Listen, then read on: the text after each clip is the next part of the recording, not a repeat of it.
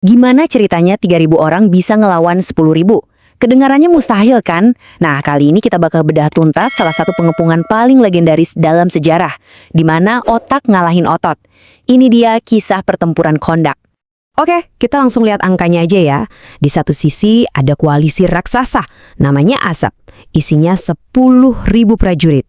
Di sisi lain, cuma 3.000 pembela Madinah. Jomblang banget kan? Peluang menangnya tipis sekali. Coba deh bayangin situasinya. Kota Madinah itu udah dikepung, terisolasi total, dengan perbandingan kekuatan yang kayak langit dan bumi. Gitu ya, harapan buat menang rasanya hampir nol. Nah, ini dia pertanyaan besarnya. Gimana caranya strategi bisa membalikan keadaan yang mustahil kayak gitu? Yuk kita bedah satu persatu taktik mereka. Dimulai dari kenalan dulu sama musuh yang mereka hadapi. Oke, bagian pertama. Kita mulai dari ancamannya dulu. Jadi, di tahun 627 Masehi, ada sebuah aliansi militer yang gede banget, belum pernah ada sebelumnya, kumpul jadi satu. Dan misi mereka cuma satu, menghapus Madinah dari peta. Serius. Pasukan ini dijuluki Ahzab, yang artinya ya para sekutu. Jadi, ini bukan satu pasukan doang, tapi gabungan dari suku-suku kuat kayak Quraisy sama Gotafan. Mereka semua bersatu karena punya alasan yang sama, dendam gara-gara kalah perang sebelumnya, dan tentunya ambisi buat berkuasa. Kalau kita pecah lagi nih ya, ada 4.000 prajurit dari Quraisy, 4.000 dari Gotafan, plus 2.000 lagi dari suku-suku lain. Total 10.000. Dan yang mimpin itu Abu Sufyan. Jadi mereka ini benar-benar mesin perang yang siap buat serangan habis-habisan. Nah, ngadepin kekuatan segede itu, pihak Muslim sadar banget kalau mereka nggak bisa cuma diam di balik benteng. Nggak akan cukup. Mereka butuh sesuatu yang radikal, sesuatu yang sama sekali nggak kepikiran sama musuh. Dan jawabannya datang dari seorang sahabat bernama Salman Al-Farisi. Dia ini bukan orang Arab asli, dia dari Persia. Dia bawa ide yang super revolusioner, sebuah taktik pertahanan yang sama sekali asing dan belum pernah ada dalam sejarah perang di tanah Arab. Idenya itu kedengarannya gila, yaitu gali parit raksasa keliling kota. Dalamnya 3 meter, lebarnya 5 meter. Dan tahu nggak, mereka cuma punya waktu 6 hari. Jadi ya semua orang, tua, muda, kerja siang malam non-stop. Benar-benar mengubah lanskap kota buat jadi benteng pertahanan mereka. Dan ini bukan kerja biasa loh. Mereka kerja dalam kondisi kelaparan yang parah. Sampai-sampai harus ganjel perut pakai batu buat nahan sakitnya. Pengorbanan ini benar-benar nunjukin betapa kuatnya tekad mereka buat bertahan hidup. Dan hebatnya, parit itu berhasil. Pasukan Ahzab beneran terhenti, bingung mau ngapain. Tapi, pas mereka udah mulai ngerasa sedikit lega, muncul bahaya baru yang jauh lebih mematikan. Dan yang bikin ngeri, ancamannya bukan dari luar, tapi dari dalam. Jadi, ada suku namanya Banu Quraizah. Awalnya mereka ini sekutunya Madinah, tapi mereka dihasut buat berkhianat. Ada utusan dari Ahzab, namanya Huyai ibnu Akhtab, yang berhasil ngerayu pemimpin mereka buat nyerang dari belakang. Ini bener-bener jadi jebakan maut buat para pembela Madinah.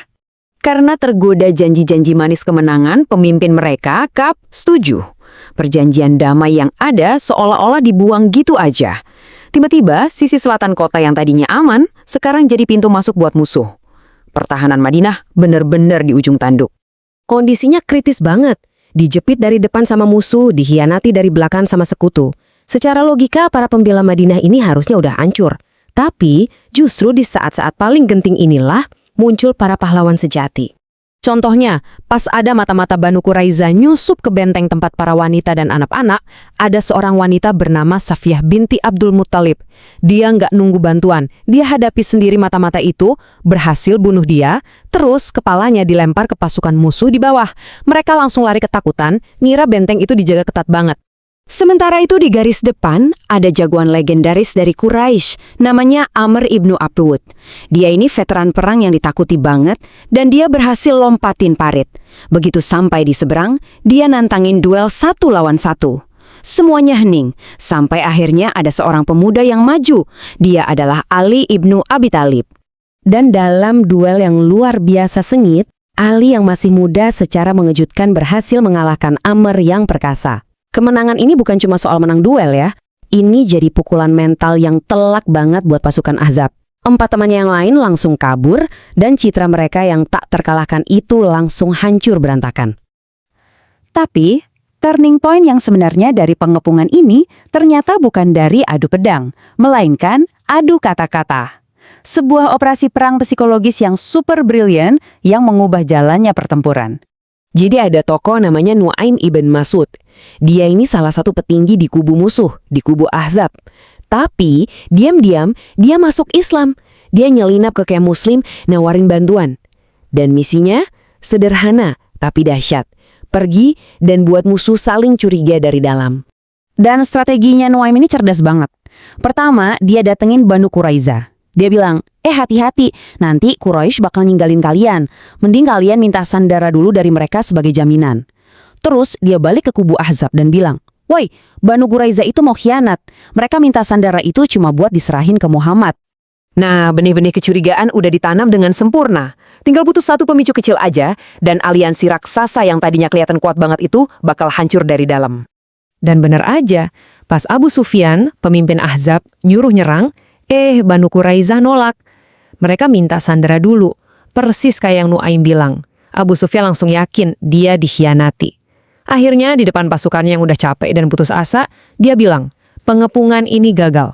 Cuma dalam satu malam, aliansi raksasa itu bubar jalan. Jadi, kalau kita lihat, kemenangan ini pada akhirnya nggak ditentukan oleh pertumpahan darah besar-besaran. Parit itu menghentikan kekuatan fisik mereka, keberanian individu menghancurkan mental mereka, dan satu kebohongan cerdas, sukses meruntuhkan aliansi mereka dari dalam. Lengkap sudah.